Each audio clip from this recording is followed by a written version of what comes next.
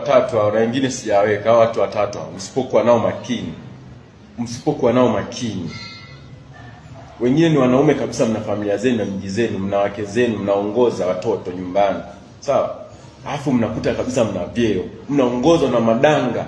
Yaani hao madanga watatu, madanga hao wawili hao, wanawake wanawapanda kichwani, wanawashawishi. Yaani ni sawa kwamba watu madanga waliowasilika, yaani wanawasilishi katika psikolojia ya kiubongo. Mnapandikizwa vitu watu wazima mjielewi kabisa. Yaani mnapandikizwa na unajua mnalisi vita za watu. Umeona? Wengine wana vita zao wao, waacheni. Mnalisi ugomvi msiojua, mnaingia kwenye maandamano msiojua. Mtu anakaa na washawishi kweli. Mtu na familia yako anaingia kwenye maandamano. Hivi mnajua wewe yeye huyo nani si Lecho ana ugomvi gani na mama? Haya, mnalisi ugomvi msiojua. Tanzania, naombeni tu wasikilivu na waelewa. Msishawishike kuingia kwenye maandamano. Jamani, hiyo siku kutakuwa na kilio na kusaga meno. Watanzania, kama mna akili kabisa, angalieni Gaza kinachowakuta. Vita ni kitu kibaya mno.